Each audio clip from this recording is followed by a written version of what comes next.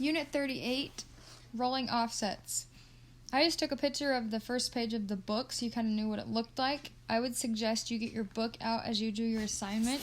There's a example problem in there that you can follow. I'm also going to do it on this video, which should be helpful. Jacob Swager emailed me with a link to YouTube that explains rolling offsets very well. It doesn't explain the math behind it, but it explains what a rolling offset is and how it works. I would suggest that you watch that video. It's 4 minutes long. I've linked it in Canvas, so it is there, and I would suggest that you watch it. So let's talk about what a rolling offset is and what it looks like. Many people mix up just a regular offset with a rolling offset, and I kind of wanted to talk to you about what's going on. So first of all, I'm going to highlight it red. Over here you'll notice we have what's called a true offset. This is the true offset, and we have this, which is called the diagonal. And obviously you can see these are different lengths. The diagonal is a lot longer than the true offset. So we're going to have to work up to find what the diagonal is. Now, in a rolling offset is the diagonal, by the way. We are trying to figure out from the front of the box to the back of the box. Going from a 45 fitting to a 45 fitting. We want to know how long is that pipe from center to center. So here's the route that we take. The first thing we have to do, we are going to use the rise, which is 2, and we are going to use the offset, which is 1.5. With those numbers, we are going to do the Pythagorean's theorem. A squared plus b squared equals c squared. So I would go, okay, 2 squared plus 1.5 squared equals c squared.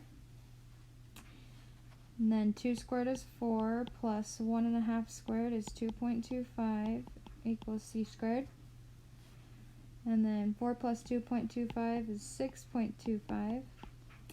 And we know last step is to square root. And the square root of that is 2.5. And so what we just found is this guy right here is 2.5 inches. Now, this works because we had a right triangle, and you can always use Pythagorean's theorem on a right triangle. The next thing we're going to look at, there is another triangle that is kind of hidden. And what's happening is it's going from the very back fitting to this corner, straight across to that front fitting, and the diagonal. And if you visualize this from bird's eye view from up above, it's kind of leaning slanted into that box, and there's a right angle. And so what we've got now is another right triangle. So yes, we could use Pythagorean's theorem, or there's a much easier case. The true offset, which we just found was 2.5, is equal to this setback. The reason that is because we have two 45-degree fittings, and with two 45-degree fittings, we know that our two sides of our triangle have to be the same. So that tells us that this setback is 2.5 inches. So yes, you could do Pythagorean's theorem, 2.5 squared plus 2.5 squared equals that diagonal squared. Or, remember that when you have the same sides of your triangle, you can multiply by its constant. So we could go 2.5 multiplied by 1.414, and that would tell us what our diagonal is. I thought I had it down there to get the answer. So 2.5 multiplied by 1.414 is 3.535 inches. And so there's our rolling offset, or our diagonal. Okay, let's do a practice problem together. Our goal at the top of the paper says to determine the center-to-center lengths of J, K, and L. I'm going to zoom out a little bit so we have some workspace. So first of all, J, K, and L, I'm going to write myself a little chart over in the corner. Center to center, we have J, K, L. center to center. So first of all, we know a couple things. I'm going to do some labeling. We know that this right here is our rise. This is our offset. This is our true offset. Here we have our setback. And here we have our diagonal. You guys, I always like to label these because I feel like they help me to stay organized. So if that's something that would help you, I think that it would be a good idea. So first things first, our first step, step number 1, we need to do the Pythagorean's theorem. So for the Pythagorean's theorem, I'm going to take our offset and our rise. And so here's our rise and our offset right here. And we're going to do Pythagorean's theorem with those numbers. So we have 10½ squared plus 12 squared equals c squared.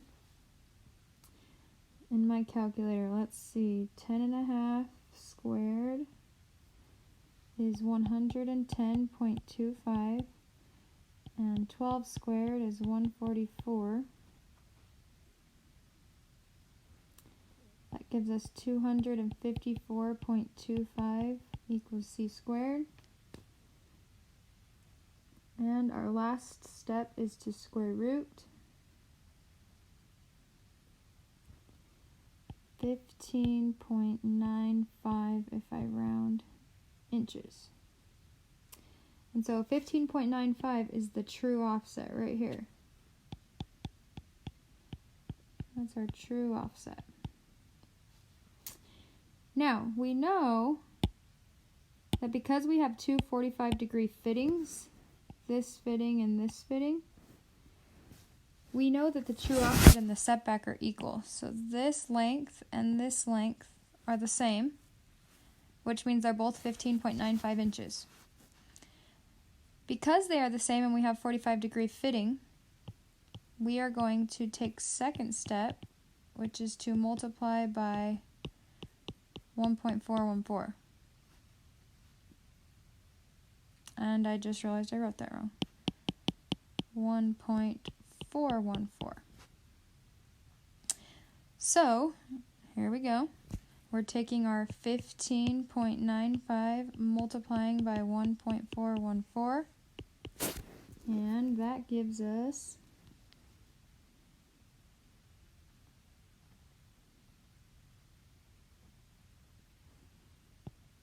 22.55 inches. And that would be our diagonal. You guys, you'll notice I don't have my construction calculator. Well, I don't even have a construction calculator. So I'm leaving mine as decimals, and that's okay. If you have a construction calculator, I would be hitting convert inch so that these are fractions. They'll make your life easier in the long run. So, looking at our picture now, we're trying to figure out what the center to centers are of each of these. We just found that K, which is the diagonal, is 22.55. So in my table, I'm going to fill out 22.55 inches. Our next goal is to figure out what L and J are. Now, we're going to want to look at this. Oh, I guess I can't move. We're going to have to look at the overall horizontal lengths to figure out what J and L are. So I'm first going to look at J. And if you notice down here at the bottom, they tell us the overall horizontal distance right here is 32 inches. And we found out that this setback from here to here is 15.95. So to figure out the leftover, the length of J, which is over here, we're going to need to subtract. So I'm going to take 32 and I'm going to subtract 15.95, and whatever's left over is going to tell me how long J is center to center. 15.95, so this subtracted makes 16.05 inches. Plug that in the table, 16.05 inches. Okay, now let's solve for L. Looking at L, the overall length from here to here is 28 inches. And we are needing to subtract off what we know. Well, this one, a lot of times we're like, wait, what do we know? Well, right here, they have told us that setback, or we have found, is 15.95. This is a rectangle. That means this is 15.95, and that means this is 15.95. So we're taking 15.95 away from this overall distance. So 28 subtract 15.95 equals 12.05 inches.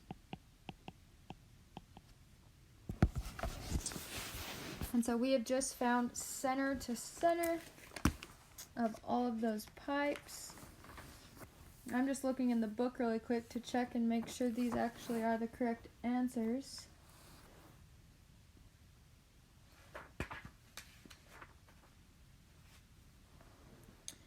And yes, they are.